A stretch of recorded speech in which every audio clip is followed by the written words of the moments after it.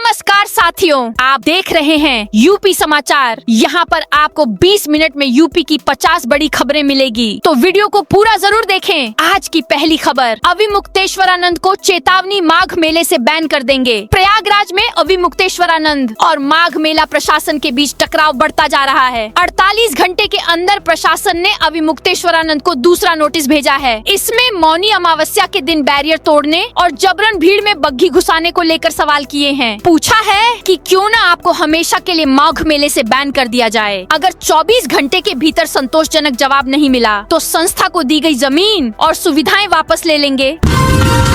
UP के 15 जिलों में बारिश का अलर्ट, ओले पड़ेंगे। यूपी में कड़ाके की ठंड के बीच आज 15 जिलों में ओले बारिश का अलर्ट है। साथ ही 41 जिलों में आंधी की भी चेतावनी जारी की गई है। मौसम विभाग के मुताबिक आज से पश्चिमी यूपी में बारिश के आसार हैं, जिसका असर धीरे धीरे मध्य और पूर्वी यूपी तक पहुंचेगा। इस बीच पहाड़ी राज्यों में बारिश और बर्फबारी से प्रदेश में मौसम एक बार फिर पलटी मारेगा। 2 से 3 दिन से पूरे प्रदेश में कोहरे और ठंड से थोड़ी निजात मिली हुई। इन 15 जिलों में ओले बारिश की चेतावनी, जिसमें बुलंदशहर, अलीगढ़, मथुरा, हाथरस, कासगंज, एटा, आगरा, फिरोजाबाद, बिजनौर, अमरोहा, मुरादाबाद, रामपुर, बरेली, संभल, बदायूं।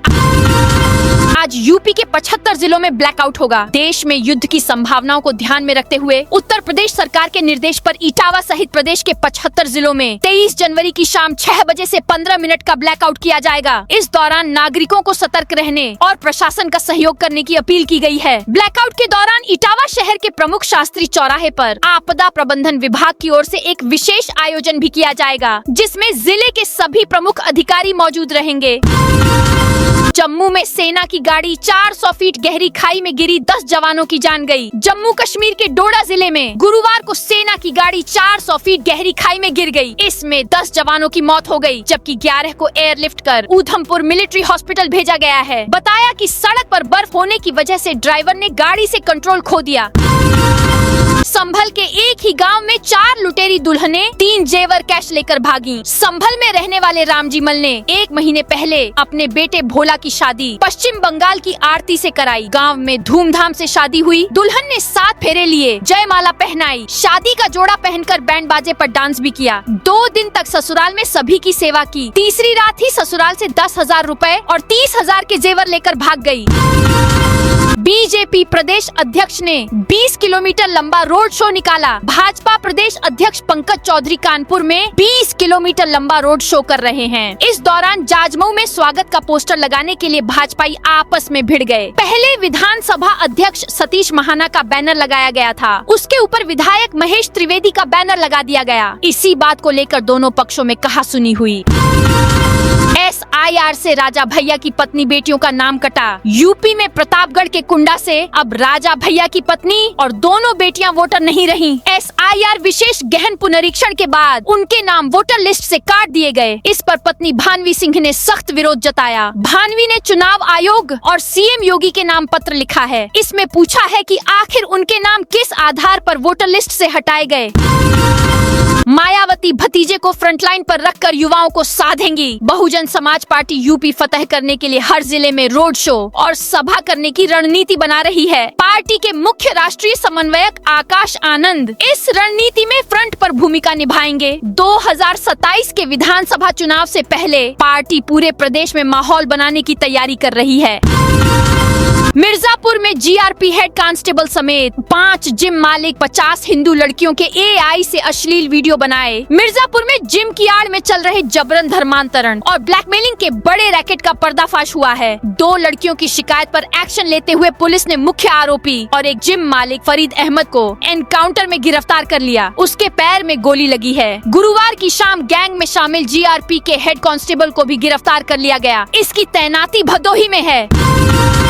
योगी ने संगीत सोम को पीछे हटाया। मेरठ में गुरुवार दोपहर CM योगी ने स्पोर्ट्स यूनिवर्सिटी का निरीक्षण किया। इसका मॉडल देखते वक्त CM ने संगीत सोम की ओर इशारा करते हुए कहा, मंत्री जी को आगे आने दो। उनको पीछे हटने का इशारा किया। फिर हस्तिनापुर से विधायक और राज्य मंत्री दिनेश खटीक को उनके बगल में खड़ा किया गया। CM योगी के खेल विश्वविद्यालय पहुँचने से 30 मिनट पहले भाजपा नेता संगीत सोम की पुलिस कर्मियों से झड़प हुई। उन्होंने कहा, आप बिना खुराक लिए नहीं मानोगे। हालांकि अधिकारियों ने उन्हें शांत कराया।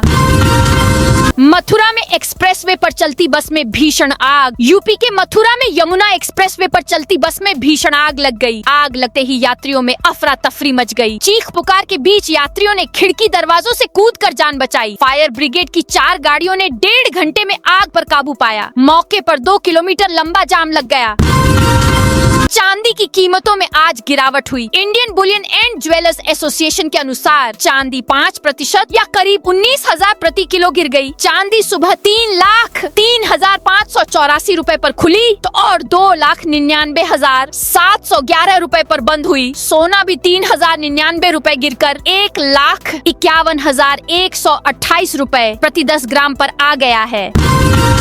25 जनवरी का दिन है बहुत खास। पूरे यूपी के स्कूलों सरकारी दफ्तरों में होगी जुटान। 25 जनवरी का दिन बहुत खास है। इस दिन 16वां राष्ट्रीय मतदाता दिवस है और पूरे यूपी में माई इंडिया माई वोट थीम पर कार्यक्रम होंगे। स्कूलों और सरकारी दफ्तरों में शपथ और जागरूकता गतिविधियों का आयोजन किया जाएगा। इसके साथ ही वाद विवाद, निबंध, चित्रकला और स्किट आदि आयोजित होंगे ताकि विद्यार्थियों में लोकतांत्रिक चेतना का विस्तार किया जा सके। साप्ताहिक अवकाश के चलते 23 या 24 जनवरी को भी राष्ट्रीय मतदाता दिवस के आयोजन हो सकेंगे।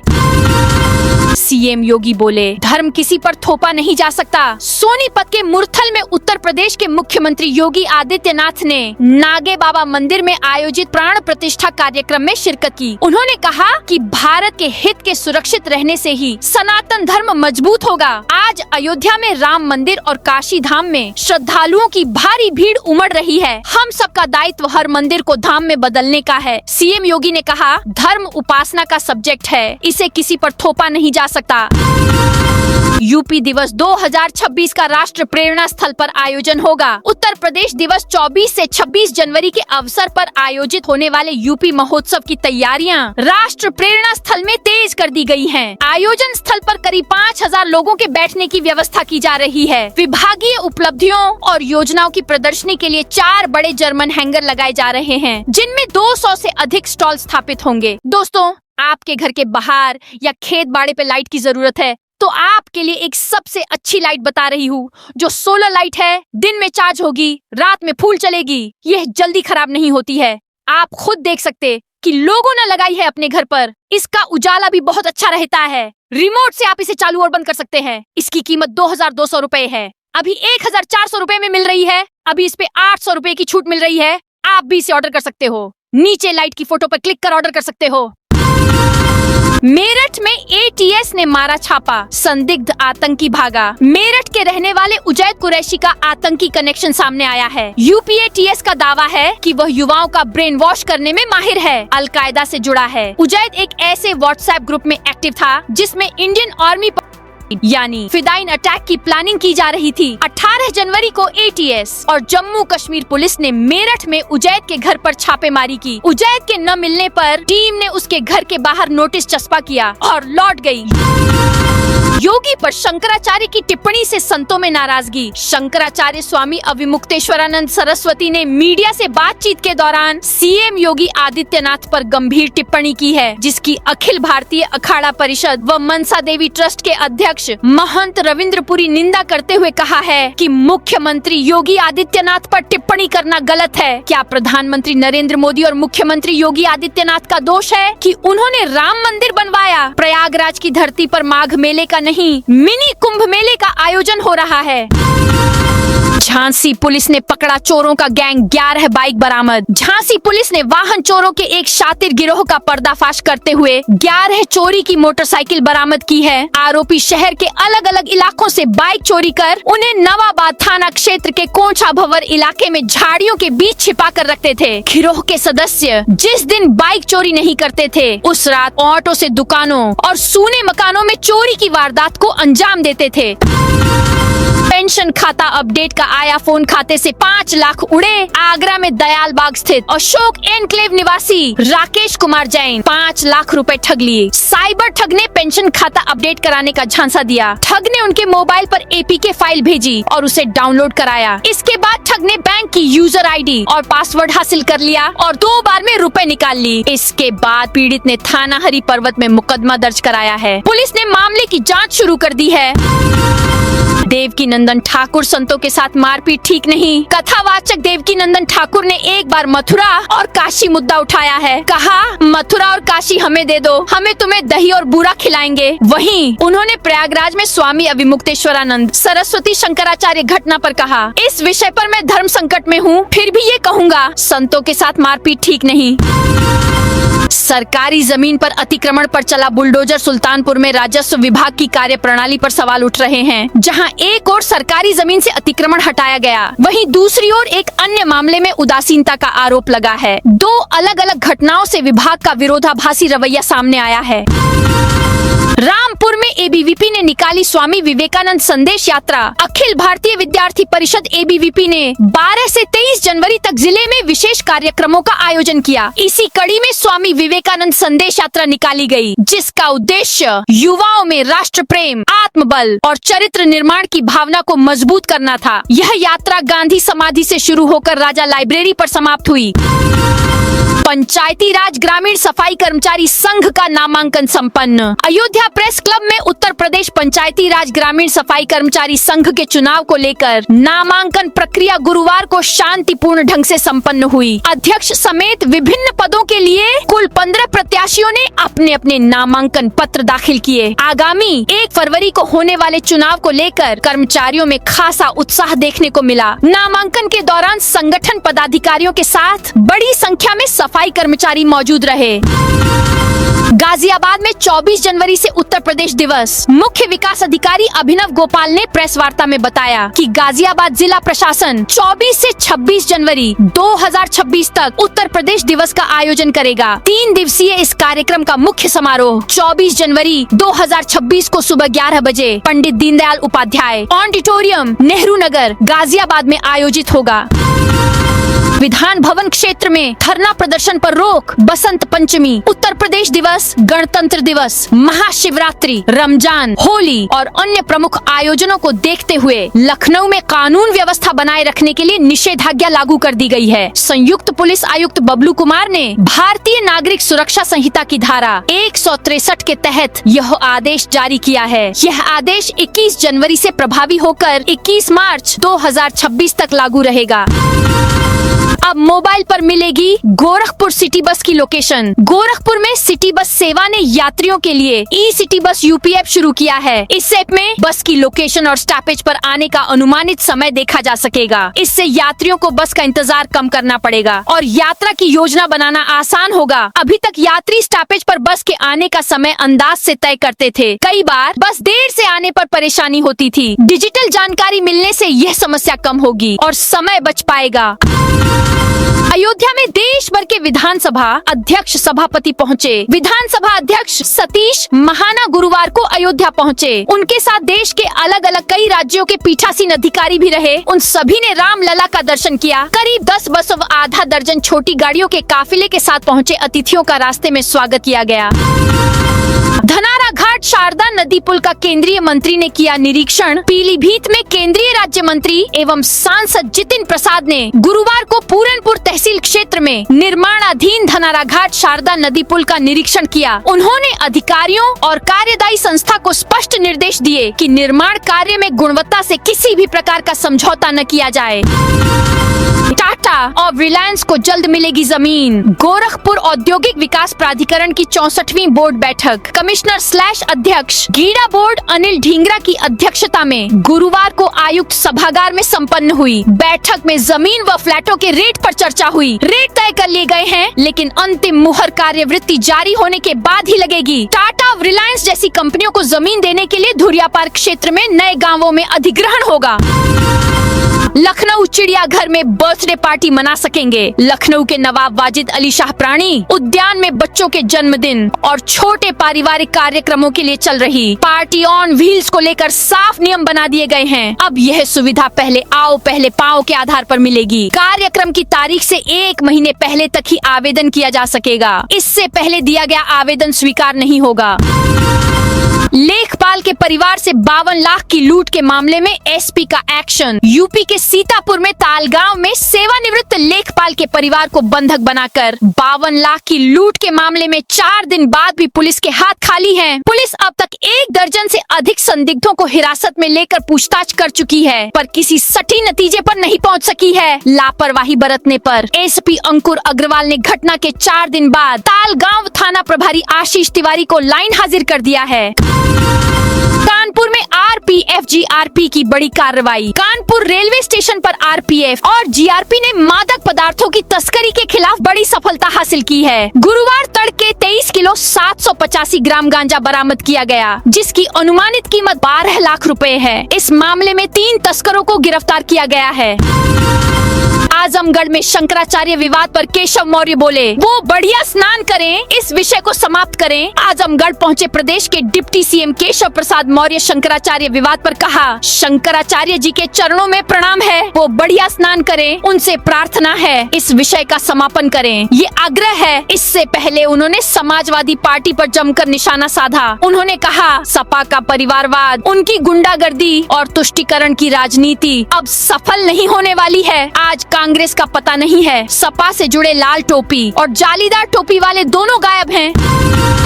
अफजाल अंसारी ने अविमुक्तेश्वरानंद मामले पर सरकार को घेरा। गाजीपुर कलेक्ट्रेट सभागार में आयोजित दिशा की बैठक में सांसद अफजाल अंसारी ने माघ मेले के दौरान अविमुक्तेश्वरानंद महाराज को दिए गए नोटिस और कथित दुर्व्यवहार को लेकर सरकार पर सवाल उठाए। उन्होंने 24 घंटे के नोटिस को न्याय संगत नहीं बताया, इसे संविधान और कानून का उल्लंघन करार दिया। बसंतोत्सव पर दयालबाग में जिम्नास्टिक्स ने किया प्रदर्शन। बसंतोत्सव पर आगरा में अनुशासन, शक्ति और सामूहिक समर्पण का अद्भुत दृश्य रविवार सुबह दयालबाग में देखने को मिला, जब बसंतोत्सव के अवसर पर जिम्नास्टिक्स 2026 का भव्य आयोजन किया गया। परम पूज्य गुरु महाराज प्रोफेसर प्रेम शरण सत्संगी के जिम्नास्टिक्स ग्राउंड पर आगमन के साथ कार्यक्रम की शुरुआत हुई, जिसके बाद दयालबाग के नवयुवकों और नवयुवतियों ने एक से बढ़कर एक जिम्नास्टिक प्रदर्शन प्रस्तुत किए। शंकराचार्य अविमुक्तेश्वरानंद का मुद्दा दिल्ली में गूंजेगा। माघ मेला में शंकराचार्य स्वामी अविमुक्तेश्वरानंद और प्रशासन के बीच चल रहा विवाद अब राजधानी दिल्ली में भी गूंज सकता है। 10 और 11 मार्च को दिल्ली में गो रक्षा को लेकर है बड़ा आयोजन होने जा रहा है। इस आयोजन में चारों पीठ के शंकराचार्य आमंत्रित हैं। ऐसा 19 साल बाद होने जा रहा है कि चारों पीठ के शंकराचार्य एक ही मंच पर मौजूद हों। माना जा रहा है कि शंकराचार्य अविमुक्तेश्वरानंद को लेकर हुए विवाद पर यहाँ से साझा बयान आ सकता है। महिला अस्पताल के सीएमएस के खिलाफ जांच के आदेश। गोंडा के जिला पंचायत सभागार में जिला विकास समन्वय एवं निगरानी समिति दिशा की बैठक आयोजित की गई थी, जहां इसकी अध्यक्षता विदेश राज्य मंत्री कीर्तिवर्धन सिंह उर्फ राजा भैया ने की है। बैठक से पूर्व सांसद ब्रिजभूषण शरण सिंह के बेटे सांसद करण भूषण सिंह और विधायक प्रतीक भूषण सिंह अनुपस्थित रहे। बीजेपी विधायक बावन सिंह पर 1 करोड़ के घोटाले का आरोप। गोंडा में समाजवादी पार्टी सपा के पूर्व विधायक बैजनाथ दुबे ने कटरा बाजार से भाजपा के वर्तमान विधायक बावन सिंह पर 1 करोड़ रुपए के घोटाले का आरोप लगाया है। दुबे ने यह आरोप गोंडा जनपद के झंझरी विकास खंड स्थित अपने आवास पर आयोजित एक प्रेस कॉन्फ्रेंस में कहा। हरे पेड़ों की लकड़ी माफिया कर रहे अवैध कटाई। शामली के कांधला थाना क्षेत्र में हरे भरे आम के पेड़ों की अवैध कटाई का मामला सामने आने से इलाके में हड़कंप मच गया है। फाजिलपुर मार्ग के समीप लकड़ी माफिया द्वारा खुलेआम आम के पेड़ों पर कुल्हाड़ी चलाई जा रही है, जिससे पर्यावरण को भारी नुकसान पहुंच रहा है और क्षेत्र की हरियाली तेजी से समाप्त होती जा रही है। बैंकों में लंबित आवेदनों के शीघ्र सत्यापन निस्तारण के निर्देश। मुंह जिले में मुख्य विकास अधिकारी प्रशांत नागर ने एक जिला स्तरीय बैठक की अध्यक्षता की। इस दौरान उन्होंने बैंकों में लंबित आवेदनों के शीघ्र सत्यापन और निस्तारण के निर्देश दिए। साथ ही निवेश और रोजगार सृजन से जुड़ी विभिन्न योजनाओं की समीक्षा की। राष्ट्रीय विद्युत नीति 2026 ड्राफ्ट जारी। विद्युत मंत्रालय ने राष्ट्रीय विद्युत नीति 2026 का ड्राफ्ट जारी कर दिया है। इस पर आम बिजली उपभोक्ता उपभोक्ताओं से आपत्तियां और सुझाव मांगे गए हैं। यह नीति 2005 की मौजूदा राष्ट्रीय विद्युत नीति की जगह लेगी और विकसित भारत 2047 के विजन को ध्यान में रखकर तैयार की गई है। ड्राफ्ट में 24 गुना 7 भरोसेमंद, सस्ती और टिकाऊ बिजली सप्लाई सुनिश्चित करने, प्रतिस्पर्धा बढ़ाने, ग्रिड को मजबूत करने और उपभोक्ता केंद्रित सेवाओं पर फोकस किया गया है। बधाई मांगने को लेकर किन्नरों के 2 गुटों में मारपीट। रामपुर में बसों में बधाई मांगने को लेकर किन्नरों के 2 गुटों के बीच विवाद हो गया, जो देखते ही देखते सरेआम मारपीट में बदल गया। घटना का वीडियो सामने आया है। सूचना मिलने पर सिविल लाइंस थाना पुलिस मौके पर पहुंची और दोनों पक्षों के किन्नरों को हिरासत में ले लिया। इस झड़प में 3 किन्नर घायल हुए हैं। गाजियाबाद पुलिस ने 196 फर्जी गेमिंग ऐप बंद किया। गाजियाबाद साइबर क्राइम पुलिस ने बड़ी कार्रवाई करते हुए 196 फर्जी गेमिंग ऐप बंद करा दिए हैं। इन ऐप्स का इस्तेमाल ऑनलाइन ठगी, सट्टा और अन्य साइबर अपराधों को अंजाम देने के लिए किया जा रहा था। कुशीनगर में खुरपका मुंहपका टीकाकरण अभियान शुरू। कुशीनगर में राष्ट्रीय पशु रोग नियंत्रण कार्यक्रम के तहत खुरपका मुंहपका FMD रोग नियंत्रण टीकाकरण अभियान के 7वें चरण का शुभारंभ किया गया है। यह अभियान 22 जनवरी 2026 से 10 मार्च 2026 तक 45 दिनों तक चलेगा, जिसमें पशुओं का निःशुल्क टीकाकरण किया जाएगा। बलरामपुर में 40 वाहनों का चालान, 78,500 रूपए जुर्माना। बलरामपुर में राष्ट्रीय सड़क सुरक्षा माह 2026 के तहत प्रशासन ने गुरुवार को सड़क सुरक्षा को लेकर व्यापक कार्रवाई की। सहायक संभागीय परिवहन अधिकारी ब्रिजेश के नेतृत्व में बलरामपुर से त्रिलोकपुर तक राष्ट्रीय राजमार्ग 730 पर दुर्घटना संभावित स्थलों का गहन निरीक्षण किया गया। इस दौरान कुल 40 वाहनों का चालान किया गया और 78,500 रूपए का जुर्माना वसूला गया। अविमुक्तेश्वरानंद के समर्थन में ब्राह्मणों ने सिर मुंडवाया। प्रयागराज में स्वामी अविमुक्तेश्वरानंद और प्रशासन के बीच हुए टकराव को लेकर साधु संत 2 धड़ों में बंट गए हैं। कई जगह विरोध प्रदर्शन हो रहे हैं। उत्तराखंड के हरिद्वार में ब्राह्मण समाज के 3 लोगों ने मुंडन कराकर विरोध दर्ज किया। इस दौरान कई कांग्रेसी नेता भी प्रदर्शन में शामिल रहे। औरैया में पशुओं के लिए निःशुल्क टीकाकरण अभियान शुरू। औरैया में राष्ट्रीय पशु रोग नियंत्रण कार्यक्रम के तहत गोवंशीय और महिषवंशीय पशुओं में खुरपका मुंहपका रोग के निःशुल्क टीकाकरण अभियान 7वें चरण का शुभारंभ किया गया। जिलाधिकारी डॉक्टर इंद्रमणि त्रिपाठी ने ककोर मुख्यालय स्थित कलेक्ट्रेट से 1962 मोबाइल वेटनरी एम्बुलेंस और सचल पशु चिकित्सा वाहनों को हरी झंडी दिखाकर रवाना किया। ग्रेटर नोएडा प्राधिकरण के खिलाफ 16 फरवरी को आंदोलन। ग्रेटर नोएडा प्राधिकरण के खिलाफ 16 फरवरी को प्रस्तावित आंदोलन की तैयारी को लेकर रामपुर फतेहपुर गांव में किसानों की एक पंचायत आयोजित की गई। पंचायत में आगामी आंदोलन की रणनीति और मुख्य मांगों पर विस्तार से चर्चा की गई। तो दोस्तों, यह थी आज उत्तर प्रदेश के सभी जिलों की दिन भर की ताजा और बड़ी खबरें।